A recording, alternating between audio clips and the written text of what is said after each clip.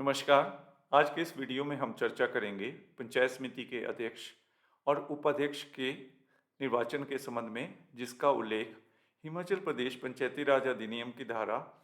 79 में वर्णित है। पंचायत समिति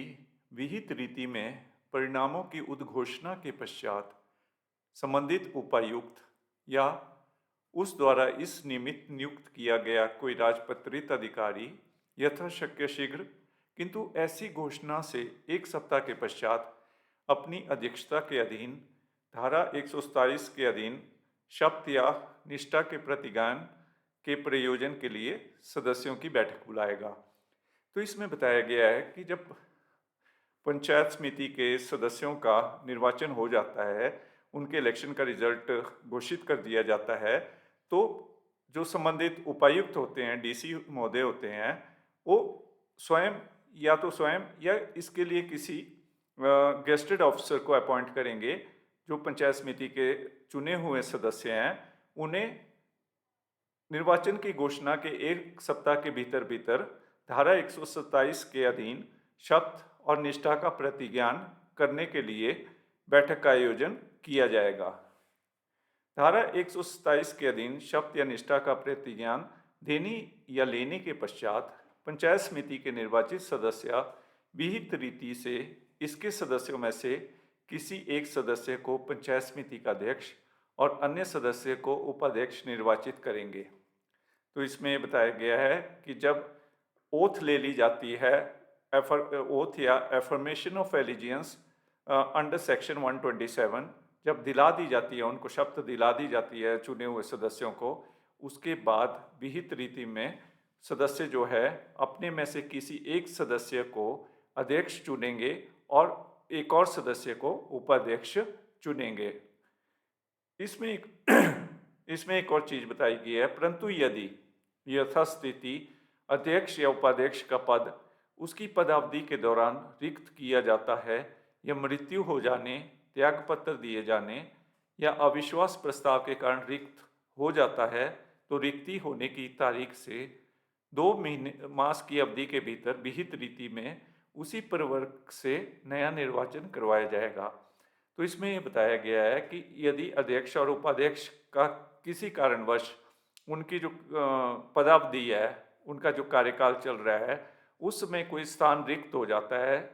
चाहे वो मृत्यु हो जाने के कारण हो या उन्होंने रेजिग्नेशन दे दिया हो, त्याग पत्र दे दिया हो, या उनके खिलाफ अविश्वास प्रस्ताव के कारण वो स्थान रिक्त हो जाता है, तो ऐसी रिक्ति होने की तारीख से 2 महीने के भीतर भीतर इसी वर्ग के लिए जो है नया निर्वाचन करवाया जाएगा। यानी कि मान लो वो अध्यक्ष का पद महिला के लिए आरक्षित है, तो यदि वो अविश्वास प्रस्ताव के कारण वो पद रिक्त हो जाता है, तो उस पद के लिए सिर्फ महिला ही पुनः निर्वाचन के लिए योग्य होगी। फिर हम पंचायत समिति की बैठकों के बारे में चर्चा करेंगे, जिसका उल्लेख हिमाचल प्रदेश पंचायती राज अधिनियम की धारा 80 में दिया गया है। इस अधिनियम में अन्यथा उपबंधित के सिवाय पंचायत समिति की बैठक या तो साधारण या विशेष होगी। पंचायत समिति की बैठक अध्यक्ष द्वारा और उसकी अनुपस्थिति में उपाध्यक्ष द्वारा बुलाई जाएगी। तो इसमें बताया गया है कि पंचायत समिति की 2 प्रकार की बैठकें होती हैं। एक साधारण यानी ऑर्डिनरी बैठक होती है, एक विशेष बैठक यानी स्पेशल बैठक होती है या मीटिंग होती है इनकी। और जो बैठक होगी वो अध्यक्ष द्वारा और उसकी अनुपस्थिति में उपाध्यक्ष द्वारा बुलाई जाती है। पंचायत समिति अपने कारोबार के समव्यवहार के लिए साधारणतया प्रति वर्ष कम से कम 4 बैठकें करेगी और किन्हीं 2 अनुक्रमिक बैठकों के बीच 3 माह से अधिक का समय बीतने नहीं दिया जाएगा। तो पंचायत समिति की साधारणतया ऑर्डिनरीली साल में 4 बैठकें होती हैं, और जो 2 लगातार बैठकें होती है उनके बीच का जो समय होता है वो 3 माह से अधिक नहीं होना चाहिए। यानी कि जो 2 लगातार बैठकें हैं उनका जो गैप है वो 3 महीने से अधिक नहीं होना चाहिए। प्रत्येक बैठक का नोटिस, उसमें उसका समय, स्थान और उसमें किए जाने वाले कार्य को विनिर्दिष्ट करते हुए पंचायत समिति के प्रत्येक सदस्य को साधारण बैठक से कम 10 दिन पूर्व और विशेष बैठक से पूर्ण 7 दिन पूर्व भेजा जाएगा और पंचायत समिति के कार्यालय में भी प्रदर्शित किया जाएगा। तो इसके लिए क्या होता है कि जब बैठक बुलाई जाती है उससे पहले एक नोटिस जारी किया जाता है जिसमें कि बैठक का समय और स्थान निर्धारित किया जाता है, स्पेसिफाई किया जाता है और उस बैठक का जो नोटिस है और उसमें एजेंडा आइटम्स भी दर्शाए जाते हैं। तो ये जो बैठक का नोटिस है ये प्रत्येक साधारण बैठक यानी ऑर्डिनरी मीटिंग से 10 दिन पहले जारी किया जाता है और अगर विशेष बैठक हो तो 7 दिन पहले यह नोटिस जारी किया जाता है और इसके साथ साथ ये पंचायत समिति के कार्यालय यानी ऑफिस में भी डिस्प्ले किया जाता है, प्रदर्शित किया जाता है। परंतु जब लोकहित में ऐसा किया जाना समीचीन हो तो इस उपधारा में विनिर्दिष्ट समय सीमा की अपेक्षा में प्राधिकारी के अनुमोदन से छूट दी जा सकेगी। लेकिन अगर बहुत ही आवश्यक हो, जहाँ पे 10 दिन पूर्व यह नोटिस जारी किया जाना संभव नहीं है, मतलब बैठक बड़ी ही शीघ्र बुलाई जानी है, तो उसमें छूट दी जा सकती है और इसमें छूट देने के लिए जिला पंचायत अधिकारी विहित प्राधिकारी होगा। अध्यक्ष या उसकी अनुपस्थिति में उपाध्यक्ष जब भी वह उचित समझे पंचायत समिति के कुल सदस्यों के कम से कम 1/3 सदस्यों द्वारा लिखित अध्यपेक्षा किए जाने पर या जिला परिषद या उपायुक्त द्वारा अपेक्षा करने पर लिखित अध्यपेक्षा की प्राप्ति से 2 सप्ताह के भीतर विशेष बैठक बुलाएगा। तो जैसा कि मैंने बताया आपको कि जो पंचायत समिति की बैठक होती है वो अध्यक्ष द्वारा बुलाई जाती है। अगर अध्यक्ष उपस्थित नहीं हो तो उपाध्यक्ष द्वारा बुलाई जाती है। परंतु इसमें यदि पंचायत समिति के सदस्य जो हैं 1/3 सदस्य लिखित मांग करें, लिखित में लिख के दें अध्यपेक्षा यानी रिटर्न रिक्वेजिशन करें, तो पंचायत समिति के अध्यक्ष को 2 सप्ताह के भीतर विशेष बैठक बुलानी होती है या फिर जिला परिषद या उपायुक्त द्वारा किसी मुद्दे पर चर्चा करने के लिए पंचायत समिति से मांग की जाती है, तो ऐसी लिखित अध्यपेक्षा की प्राप्ति के 2 सप्ताह के भीतर यानी 2 वीक्स के अंदर अंदर ये विशेष यानी स्पेशल मीटिंग कॉल करनी होगी। पंचायत समिति की कोई बैठक उपस्थित सदस्यों के बहुमत की सम्मति से किसी अन्य तारीख के लिए स्थगित की जा सकेगी, किंतु आगामी बैठक में स्थगित बैठक के शेष कार्य से अन्यथा कार्य नहीं किया जाएगा। तो यदि उपस्थित सदस्यों ये मांग करते हैं कि आज मान लो आज के दिन बैठक पंचायत समिति की कॉल की गई है और उस दिन सभी मुद्दों पर चर्चा की जानी संभव नहीं है, तो यदि पंचायत समिति के सदस्य बहुमत से ये पारित करते हैं कि पंचायत समिति की बैठक जो है वो स्थगित की जाए, तो उसके लिए अगली डेट दी जा सकती है। परंतु जो आगामी बैठक होगी उसमें जो शेष बचे हुए एजेंडे होंगे केवल उन पे ही चर्चा की जाएगी। परंतु स्थगित बैठक के लिए अतिरिक्त कार्यसूची सम्मिलित की जा सकेगी यदि वह स्थगित बैठक की तारीख को और या स्थगित बैठक के लिए नियत तारीख से कम 1 सप्ताह पूर्व अधिसूचित की जाती है। इसमें जो स्थगित बैठक होगी इसमें अन्य एजेंडा आइटम्स को भी शामिल किया जा सकता है, परंतु इसके लिए क्या है, जो स्थगित बैठक की डेट है उससे कम एक हफ्ता पहले, 1 सप्ताह पहले इस चीज को पारित किया जाना यानी नोटिफाई करना होगा, अधिसूचित करना होगा।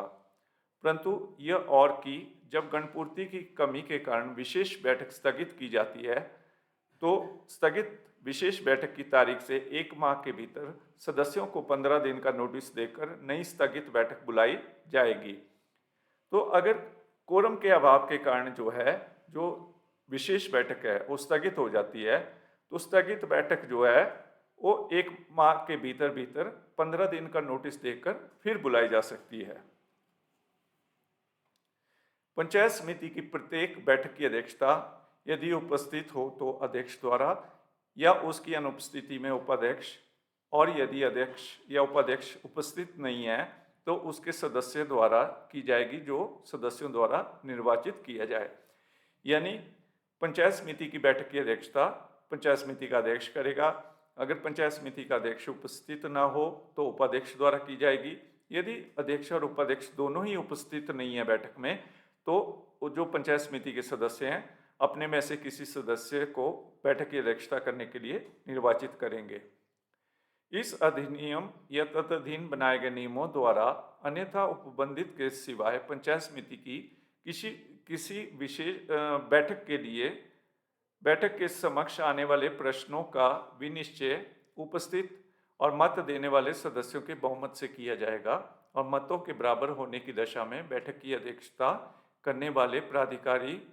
का द्वितीय या निर्णायक मत होगा। तो पंचायत समिति की बैठक में जो भी प्रश्न आते हैं या कोई भी विषय पर चर्चा होती है तो उसका जो फैसला होता है, निर्णय होता है, वो बैठक में उपस्थित सदस्यों के बहुमत से किया जाता है। अगर किसी मुद्दे पर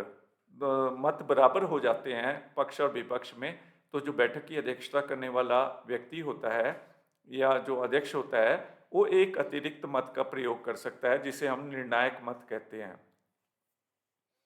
पंचायत समिति द्वारा अंतिम रूप से निपटाए गए किसी विषय पर तब तक पुनः विचार नहीं किया जाएगा जब तक कि इसके लिए इसके कुल सदस्यों के कम से कम 2/3 सदस्यों की लिखित सहमति न प्राप्त कर ली गई हो या जब तक जिला परिषद या निदेशक द्वारा इस पर पुनः विचार करने का निर्देश न दिया गया हो।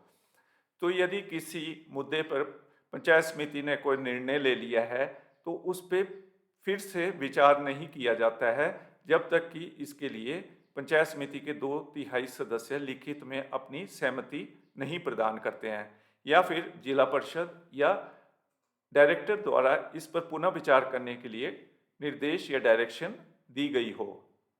इस अधिनियम के उपबंधों और तदधीन विरचित नियमों के अधीन रहते हुए पंचायत समिति की बैठक में कामकाज के समव्यवहार के लिए निम्नलिखित गणपूर्ति होगी। तो जो पंचायत समिति की बैठक होती है उसके लिए कोरम कितना होना चाहिए, यानी कि उसकी गणपूर्ति कितनी होती है। यदि वह साधारण बैठक है तो मत देने का अधिकार रखने वाले इसके आधे सदस्य हैं। यदि वो साधारण बैठक है, ऑर्डिनरी मीटिंग चली हुई है पंचायत समिति की, तो उसमें जितने भी मत देने वाले जो सदस्य हैं उनका 1/2 से अधिक सदस्यों का उस बैठक में उपस्थित होना जरूरी है, तब वो बैठक का कोरम पूर्ण माना जाएगा। यदि वह विशेष बैठक है तो मत देने का अधिकार रखने वाले इसके 2/3 सदस्य। अगर वो किसी विशेष मुद्दे पर चर्चा करने के लिए विशेष बैठक बुलाई गई है तो उसमें कोरम वो होगा कि जो मत देने वाले जितने भी सदस्य हैं उनका 2/3 सदस्यों का उस बैठक में उपस्थित होना जरूरी है, तब उस बैठक का कोरम पूर्ण माना जाएगा। तो आज के इस वीडियो में इतना ही, शेष हम आगामी वीडियो में चर्चा करेंगे। धन्यवाद।